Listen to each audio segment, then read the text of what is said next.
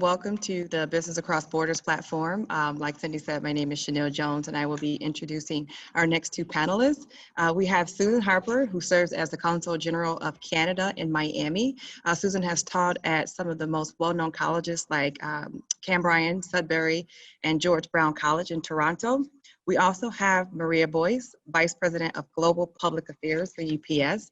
Maria has an accomplished public speaking and presenter background. She comes with over 20 years of experience as a seasoned communicator of trade and security policy interests of governments, legislative committees, and international organization, as well as expert implementer of public-private partnerships.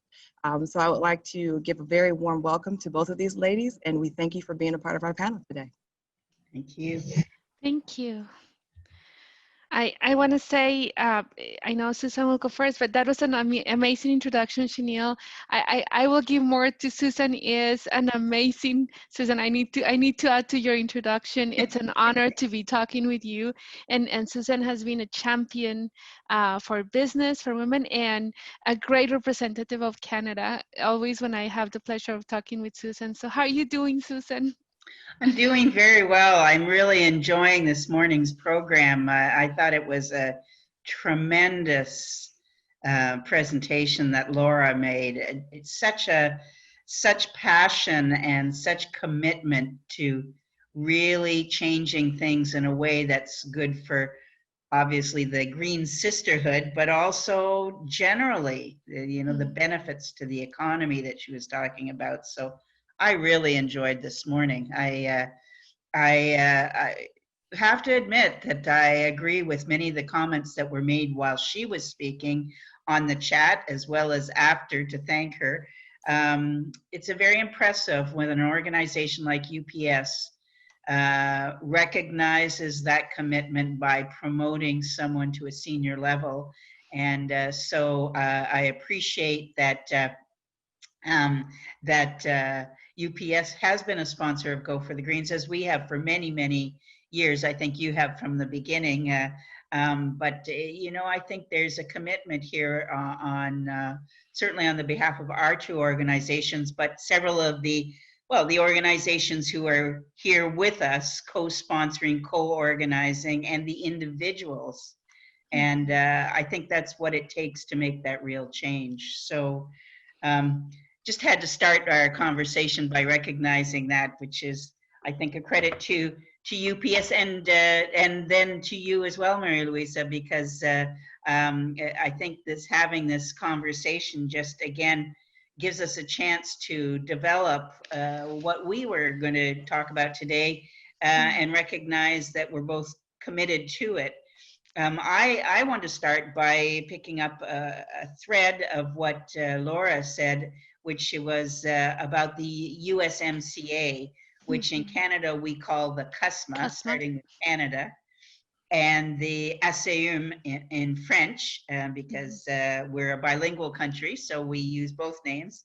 And in Mexico, it's TMEC, but it's the same agreement, and it is the new NAFTA. And we really in Canada believe that no, it's not a perfect agreement, but it has created the biggest economic region in the world with over $22 trillion, that's a US dollars, $22 trillion US dollars regional market of more than 480 million consumers. And so to make the cross-border trade and partnerships work, it's very important to do that for the benefit of all our countries. And I think we were very pleased that we were able to renegotiate and modernize the agreement because first of all, we have such a solid base, but after 25 years, it needed an update.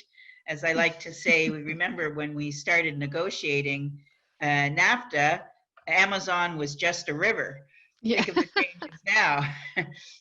But I think also one of the things that Canada was very pleased about was that this is a more inclusive agreement. And I'd like to talk about that just a little bit.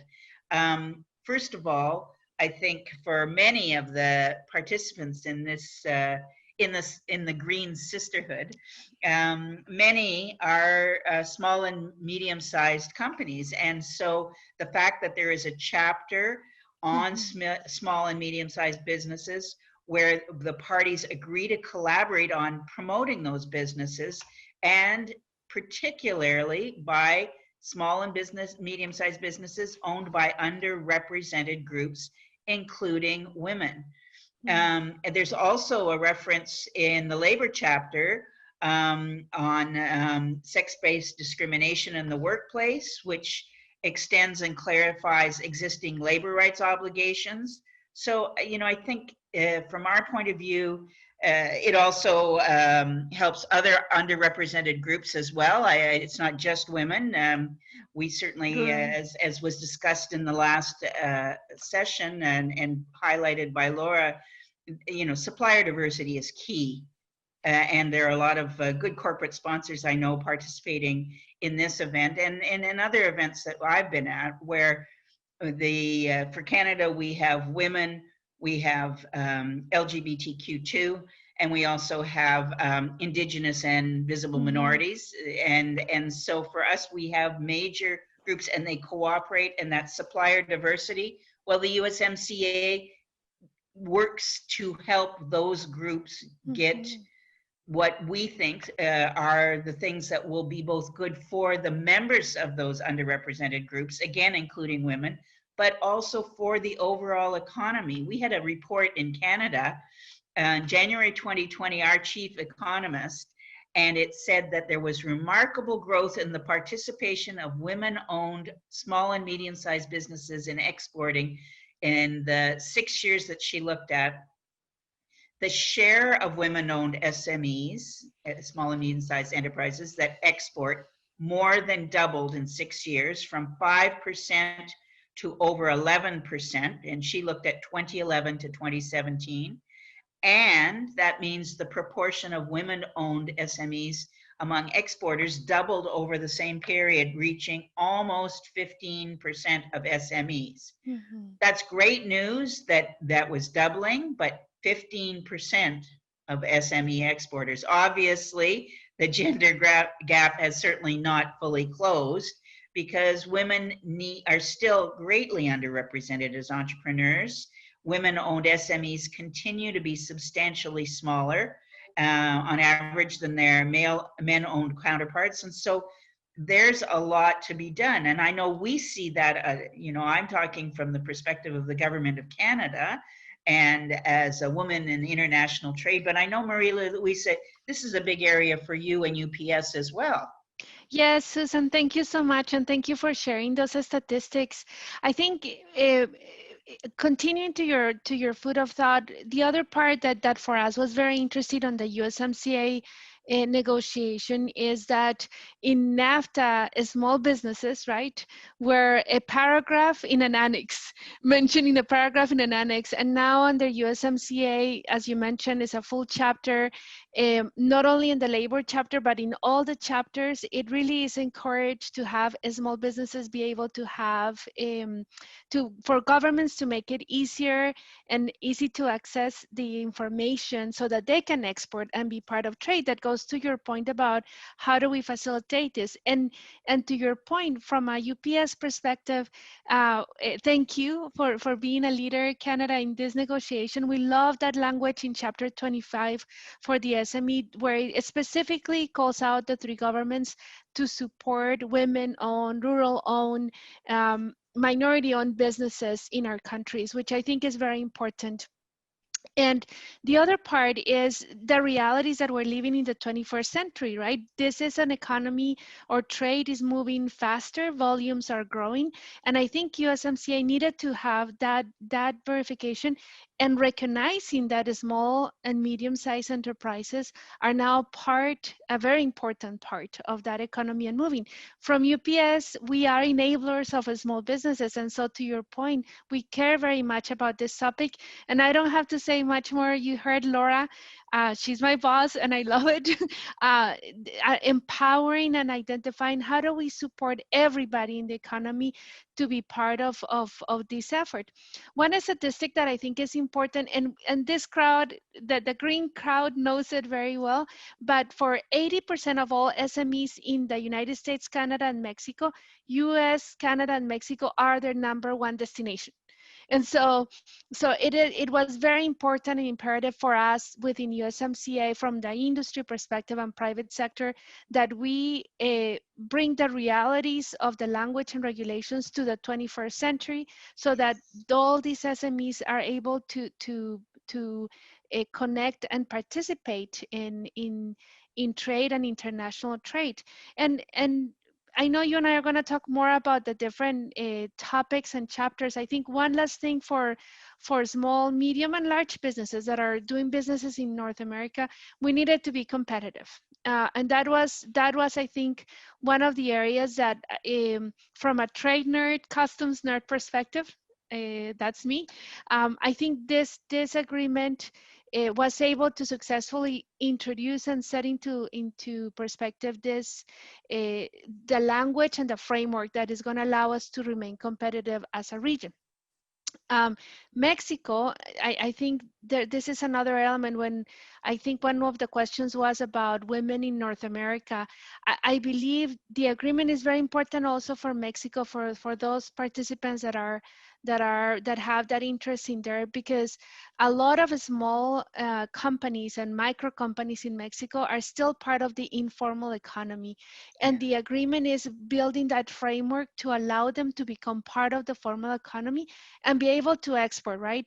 E-commerce is changing the dynamic, and we'll talk more about that.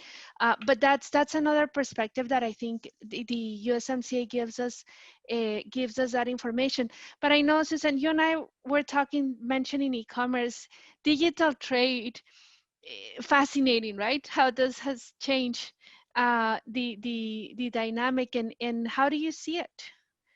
Well, certainly from my point of view, what you're saying makes so much sense. And again, you mentioned the informal economy, and I have to pick up on that. And Laura mentioned that too. I remember having a great conversation, I think it was last year, with a couple of my friends at the Greens, Karen Frey and Nancy Allen. Shout out to them. And we were talking about the challenges that women historically had even getting loans. And I think that we've heard a lot of that over the summer too. It's not just women, it's underrepresented groups, some of the African Americans, etc. This whole sense that you need to make systemic changes to be really able to open the doors. And I think that's what was the major accomplishment here. Is it's a systemic change to be more inclusive. People used to think that you would have a trade agreement and they would just set the rules for trade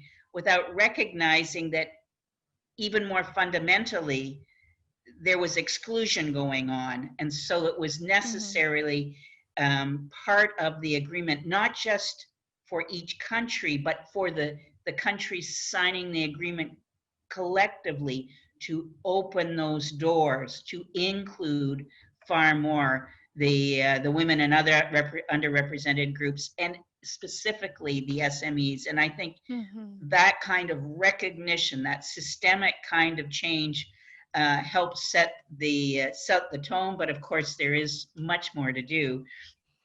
On digital, and again, this connects to some of the things that Laura was saying about how much we're seeing the growth in telecoms and other digital sectors. I have been told by people working in the digital trade areas that this is really cutting edge, because it facilitates economic growth and trade opportunities through the use of the internet, and addresses some of the latest barriers to trade. For example, specifically, it prevents governments in the three countries from demanding access to an enterprise's proprietary software source code.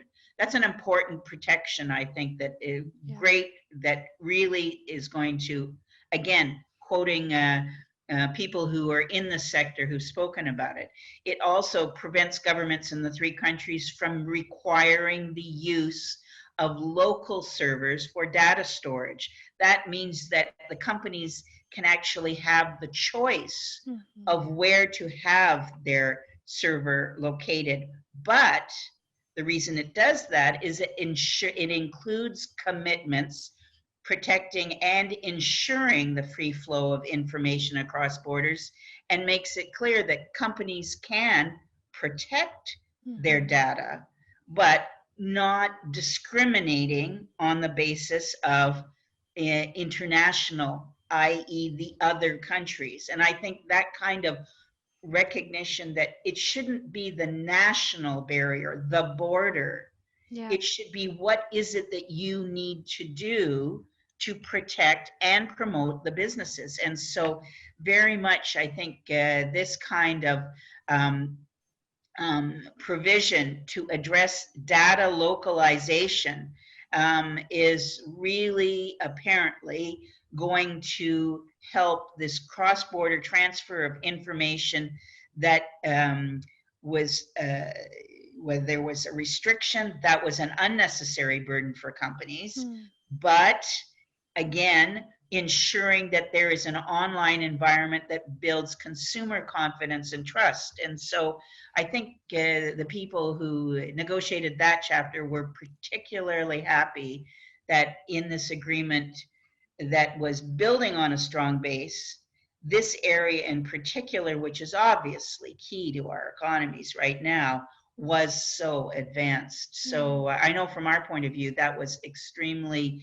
interesting to learn about it for those of us who were not at the negotiating table, to Mm. fully understand that this is a challenging topic, but one our economies depend on governments being able to negotiate. And again, it it's the idea of a government has a responsibility to set the context, to have the right framework so business can get on with business, but business in the inclusive sense, as many of our participants as possible, help the underrepresented groups be able to jump into the economy, because that's good for all of us, but also allow appropriate protections. Mhm. And that's also an important part, I think, of the agreement. Through it continues to have trade remedies and some of the other Yeah. protections that allow there to be some rules of the road. The rules-based environment is extremely important domestically for our businesses. Therefore, to have those kind of advanced rules among the three of us, again, we're Mhm. here we are, this leading market in the world, and all three countries have an interest in increasing their economic benefits and the Yeah. jobs that are created them here, even more given our COVID reality right now. I agree, Susan, and maybe, and I know you mentioned COVID, and I know we want to talk a little bit about it, but let me give you that perspective also from the industry side, right? As you mentioned, from a government, uh, very interesting to hear that the thoughts of your enabling economy, facilitating how do you keep it in a safe and secure environment. From the private sector, what we were looking at when we looked at the digital trade chapter for us is how do we protect the data and privacy of our customers, right? And the data that we move, and for those that are in the service industry or selling or manufacturing, you always have to now think of how do you protect the data. And if you think about moving cargo, you're moving cargo, that box or whatever you're moving also is moving with data with it. And so how do we protect and where do we keep it? And so for us, from the industry perspective, it was important, especially, and in UPS, we take this very, very serious, that protection of the data, the efficiency of the movement. And maybe to add, what that chapter for us was interesting was that they added the concept of having a risk management approach to data protection for governments, and to have that conversation. So now we have become the region of the world that has the most competitive, effective digital trade concepts in a trade agreement, and is being used right now at the WTO levels. We're having the e-commerce conversations of how do we handle this big elephant, right? That is happening on e-commerce. And so very important. And I think for businesses that are listening to us right now, I know, what do we think about digital trade? Or maybe we only think e-commerce or don't realize your protection of your data, your IP protection is very important, very Absolutely. important. And I think if you cannot sleep from 1 to 2 in the morning, this is good read, chapter 19 from USMCA. I know there's better things to do, but it's okay. I understand if you do it because I do it, but it's a good chapter to read, not for you to become an expert on it, but to have awareness as a business owner that your data is being protected, you have rights, and you can find some best practices. The other chapter that I love is chapter 7. I know I have to talk about my priorities if I love a chapter titled Customs and Trade Facilitation. But what can I say? I started since I was 5 working on trade issues, but the past 20 years, yeah. But on chapter 7 on USMCA is a fascinating chapter, and for businesses, because it really, it codifies and put as a legal commitment for the 3 countries, for Mexico, Canada, and the US, that they're going to implement the best practices that have been recognized for cross-border movement. It means, from a business perspective, if someone is saying, why, what does Maria Luisa mean, right? What does that mean for my business? Is it has to be more efficient, faster, transparent, and hopefully less costly for you to import and export between the North American countries because of that chapter, because it's really modernizing the customs processes and helping bring some of the things that were still lagging behind, to be able to bring them to the 21st century realities. That is because, and especially the pandemic has changed that reality, that we need to have those efficiencies. One of them that is very important, that my only nerd nugget that I will bring for the companies, is that now the 3 countries are have to do the advanced rulings. What does that mean? If you're going to export something into Mexico and you don't know how the authority is going to classify or audit it or look at it, now you can request for an advanced ruling and be able to have that transparent, published online, so that that is like a commitment that the government, the authority, Mexican Customs will give you, that we will recognize this is how we are going to analyze this good that you're coming, and these are the data, the information that we need. And that gives you more peace of mind, because then you know what you need, you understand what your product requires, and then you can move faster. That is a huge deal in the world of nerdiness of customs, because that makes it easier for you to move. The other big change too is accepting e-signatures and self-certification. That's a huge deal now, because of course we don't, paperwork was the way to doing business in cross-border trade, and now we're moving to fully being automated. And more now with the pandemic, it became very evident that it was needed. So this is a chapter that really helps us identify how do we make it easier. And the most benefit will be small and medium-sized businesses, those that cannot afford to have a full department of brokerage or this or that. Or of course, you can have a great partner. I'm not gonna say who, like UPS, no, I'm kidding. But you can have a great partner that can help you facilitate and move those efforts on exporting. And so from a USMCA, it started on July 1st for the timeline. If for those of you that know it, it's being implemented. Of course, as anything that starts new, there have been some challenges as they go through the implementation, but we're moving forward, and is really positioning the region to be competitive. And then, of course, all of this is happening while we have COVID-19 and the pandemic, right, Susan? And that was, needless to say, brought other things to perspective and attention. What was the experience from the government of Canada, from your perspective? How did COVID-19 impact cross-border trade? Well, and I think that's an important, it's the elephant in the room for every discussion that's going on these days. And so, when you're talking about customs, obviously, customs is the reality of there are borders. and there are responsibilities that domestically each government has as well. And I think I thought it was very strong that in March, both the US and Canadian governments recognized they had a responsibility to their citizens and their residents to protect health, but at the same time, to ensure that the economic systems continued. Both are necessary. And we know there have been a lot of discussions of both and how they intertwine. And I think the fact that we are such important partners, that we have said only essential people can cross the border right now. And in the US, there are states that have now put up these kind of borders as well, as have provinces in Canada, where we say, you know, we just need to stop people moving to protect health.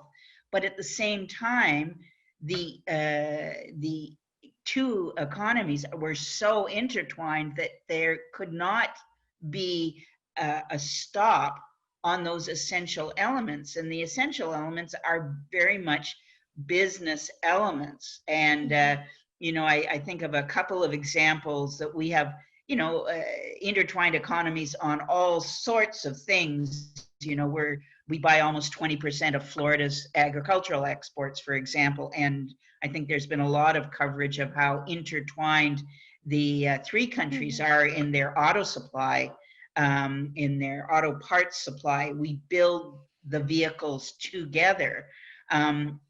But even if we look at some of the examples where it was really important that business was able to continue crossing that borders, the US and Canada share supply chains for essential medical equipment, for example, gloves, ventilators, testing kits, and masks.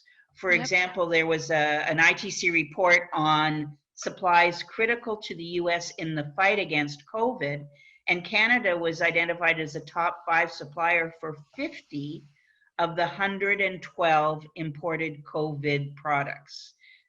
50 of them, of the 112, Canada was a top 5 supplier.